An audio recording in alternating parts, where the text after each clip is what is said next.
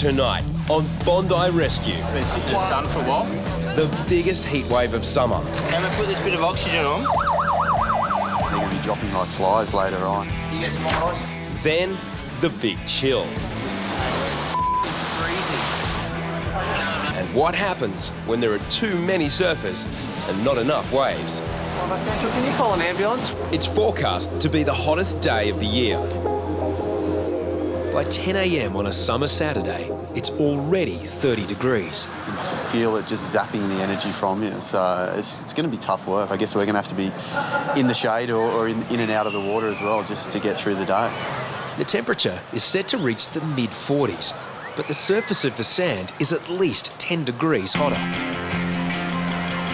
Beachgoers are like cats on a hot tin roof. We know it gets that hot because it's you can't walk on the sand.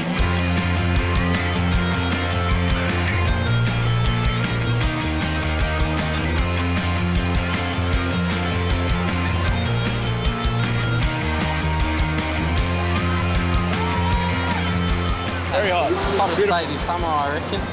So, yeah, nice place to chill out. Lifeguards brace themselves for inevitable cases of heat stroke, sunburn and dehydration. I kind of think they're going to be dropping like flies later on. As we went down there before, there was a lot of people really burnt already. Within minutes, the first victim. A woman has collapsed on the sand.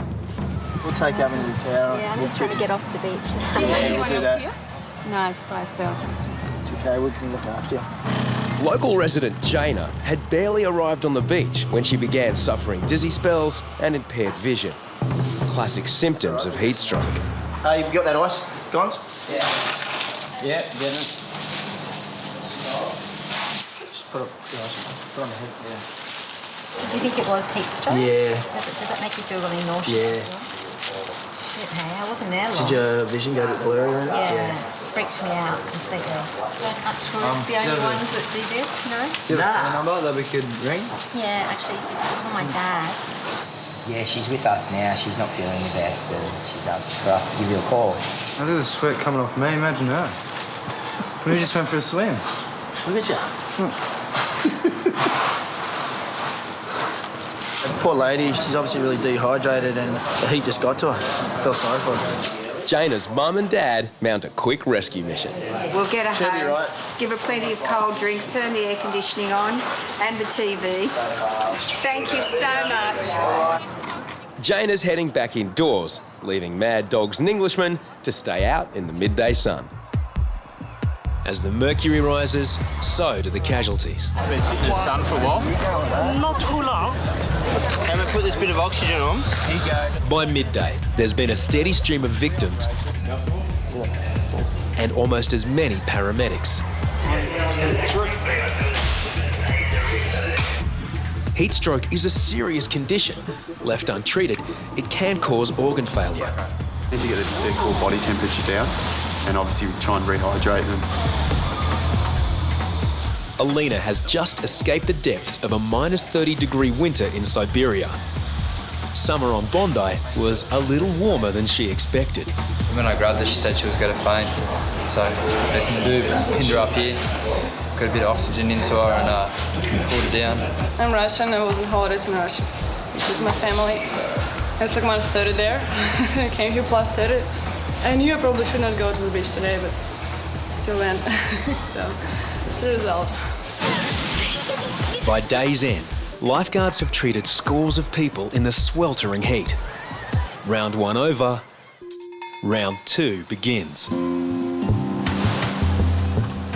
The heat wave continues into Sunday and people flock back to the beach for relief. But a rude shock awaits them in the water. We're dropping 16.3, Which for this time of year is pretty much freezing because it's normally about between 20 and 22. The consistent northeast wind has pushed the warm surface water away, replacing it with water from deep in the ocean. There's a heat wave on land and now a cold snap in the water.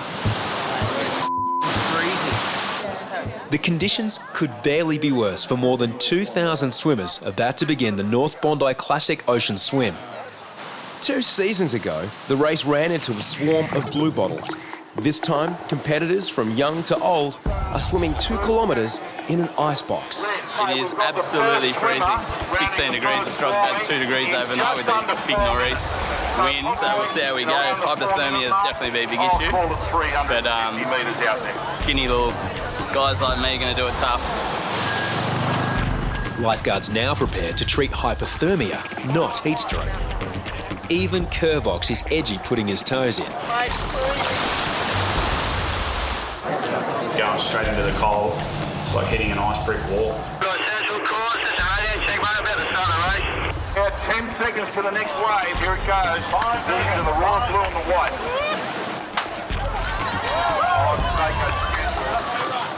Some swimmers will take half an hour to cover the course, if they can last that long in the freezing conditions. It can affect your heart rate, it can affect your breathing, just because it's such a shock to your body.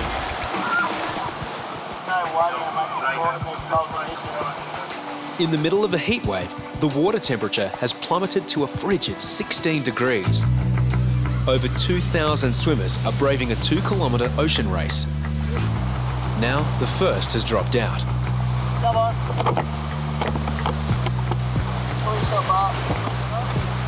The race has just begun, there's not even 200 metres out and they're already pulling people in. As the cold bites, some swimmers become exhausted and disoriented.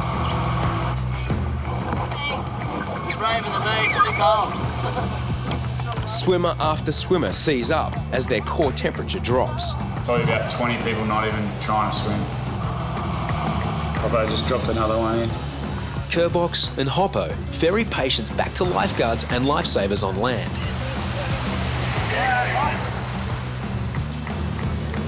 Thanks, buddy. You up there? That water's freezing. You just try and get the blood circulating as best as possible, rub them down and try and warm them up, and then slowly introduce some warm fluids and stuff like that. I feel like it's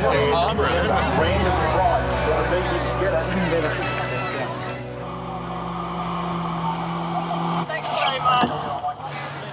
As others bake in the heat wave, medical teams work to raise the swimmers' core body temperatures.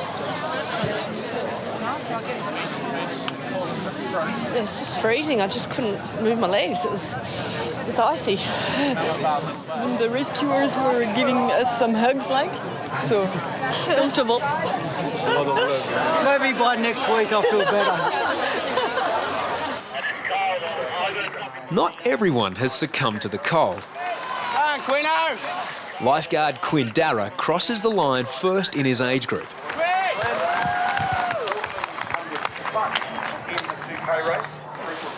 By late afternoon, the air temperature is still around 40, but the heat can't last. Now Mother Nature cranks up the air conditioner. The man southerly coming through right now.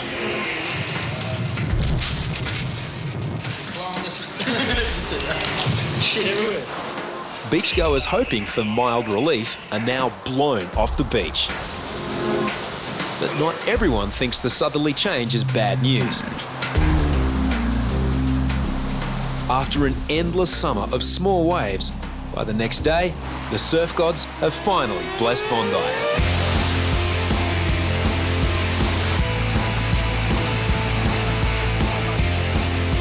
The surf is a magnet to anyone who's ever dreamt of riding a surfboard. It's my first time. My first time! Woo! Every man and his dog hits the water. Heat stroke and hypothermia are a distant memory. Now the lifeguard's biggest challenge is collisions. It is quite a dangerous craft, and when you've got large amounts of surfers together, especially the ones learning to surf, it's a recipe for disaster. This is the real wipeout. And lifeguards are left to deal with the carnage. It's been happening all day. There's that many people in the water. The actual board straight on the top of the head, contusion, it could knock a person out. The rail in the head, the same. Any head shot, imagine that in the head.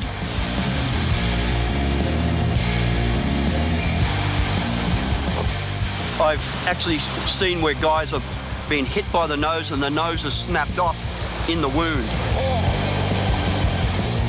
One of these in the eye, totally blind. Whoa, you're very lucky, man. Split the eyelid, the bottom side of the eyelid, about an inch. Chris was paddling out when he was run over by two beginner surfers. I looked up and the guys were paddling back out, so... Nice blokes. Yeah, we'll have a look at it now. And that's pretty quiet, so... What do you do?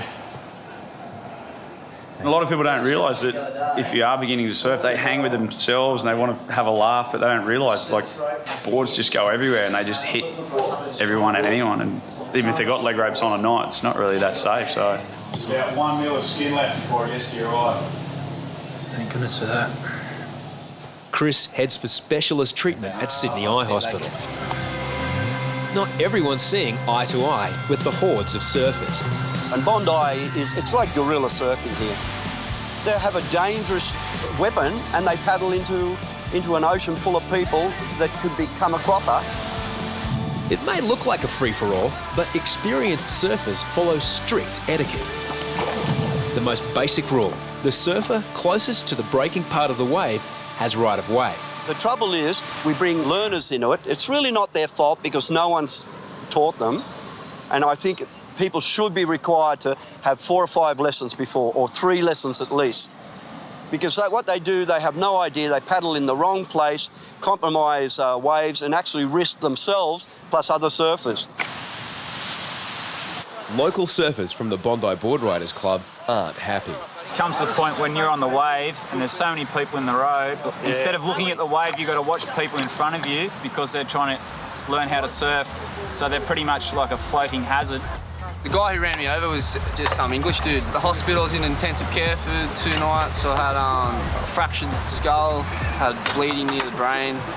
I think it's called a subdural hematoma, and it was just a mess. Lifeguards can't limit crowds or police surfing etiquette. All they can do is mop up the casualties. Deano and Troy are called to an injured surfer on the water's edge. Where is it? In here somewhere? It's down there. If you're looking up, you can see it. It's all right. a really big cut. Put some gloves on and have a look. It looks like it's contained the bleeding. How do you feel? A bit woozy. Bit woozy, all right. What happened? I just went on top of the board. Yeah, it's just here. I missed it up. It's just there. It's a really big cut. It's really deep. All right, Heidi. Yeah. What's your name? Heidi, I'm Dean. 31-year-old Heidi is a beginner surfer invited for a wave with her cousin Steve. Lifeguards can't see how serious the injury is until they peel back her wetsuit. Lifeguards must reassure Heidi to help minimise shock. You're not bleeding too bad, Heidi, but it is a big cut. We'll probably have to call an ambulance for you and take you up. I think it'd probably be the best. You'd be happy with that? Yeah, quite a big cut. Bondi Central, can you call an ambulance? We've got a fairly major laceration to the thigh. You must have really whacked it hard, eh? Oh, yeah. You can move your toes and everything? As the wetsuit puts pressure on the wound and stems blood loss, Deano and Troy are anxious to get Heidi to the tower. Don't try to stand on that leg. Luckily, the injury has missed major arteries in Heidi's leg. 1, 2, 3. Put some pressure on that, right? Yeah. You've got the elbow on it. Yeah. So I'll give you a couple of these to wash it, Troy. Yep. And then we'll take over the top. How do you feel, Heidi? Alright. Yeah. Give you one. Is that right up, sorry?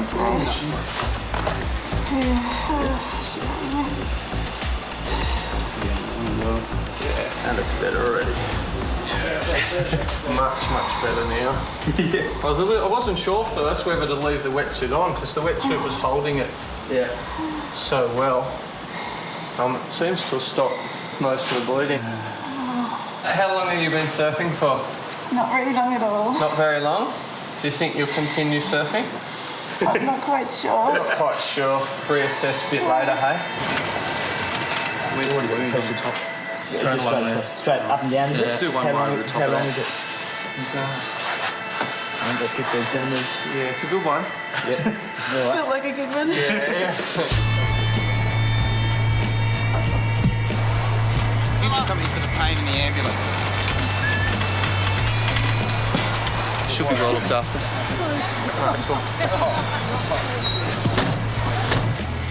Reidy will require multiple internal and external stitches.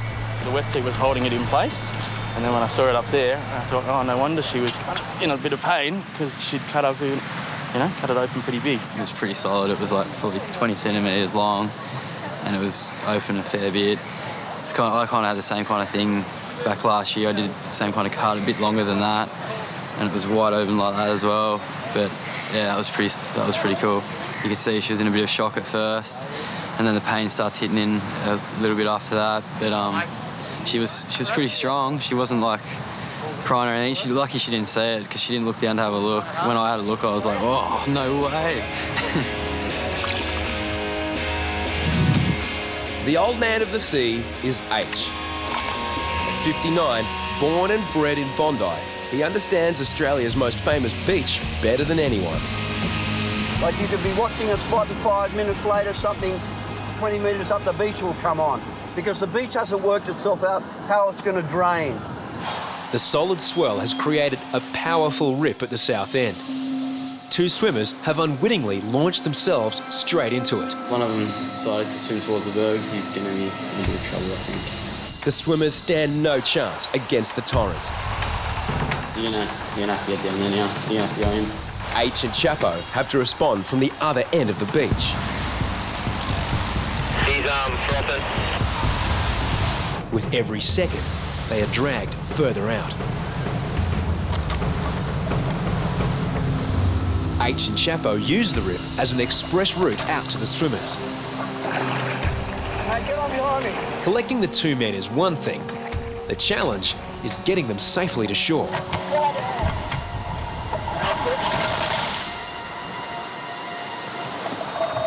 As Chapo struggles against the fast-moving water, the old man of the sea heads in the opposite direction. Can you kick your leg? Yeah. Here's a trick I'll show you. This is what you do if it ever happens again. No, there we are. Bizarrely, he heads straight for the rocks. Chapo still makes no headway against the rip.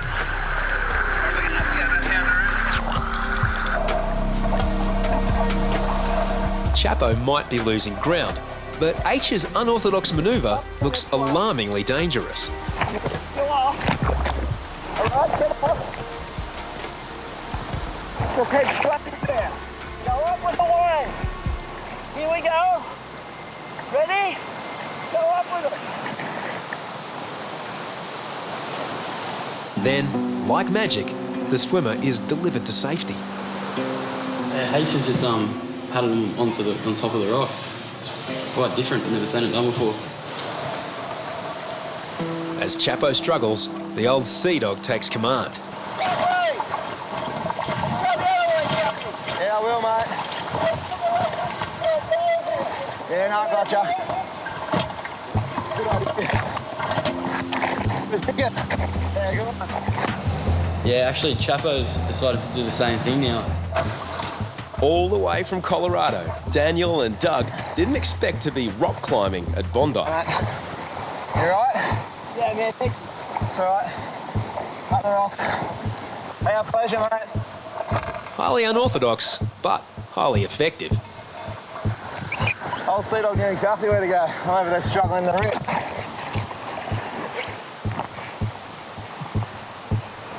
It's what you call local knowledge. I've grown up. It's the easiest way. It looks the most frightening, but it's the easiest. Because the current's going that way.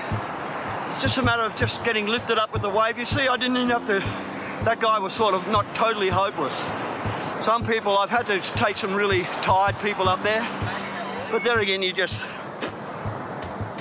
take charge. You know, it's what we do. Before we knew it, we were just dragged all the way out here. And then the surfer came and said, "You okay?" And I was being bashful. And I don't know where he was, but I couldn't get up. I'm glad he came and got me. I really like, if you guys want to ride, we'll give you a ride. If not, we're leaving you here. So I was like, I'll take a ride in. I was in trouble. I really was in trouble. It was tired. I think. That makes you tired trying to fight that current out there. It's good. I'm glad they got me. Me too. But the American visitors aren't the only ones who've learnt a thing or two about Bondi. Hey, just taught me something today. Like, where the hell is he going? And I thought I was going to make it, and then the rip just got me, and he's just on the rocks. He's going, Chavo, come over here. I didn't want to go because I wanted to go my way, but I ended up bloody succumbing to where he was going. Mate, sweet. Oh, how good was that, mate? Eh? Old Sea Dog. He's a legend. Next time on Bondi Rescue, a suspected spinal gets even more complicated. This is not a swimming area. And H's skills get their biggest test. Ah!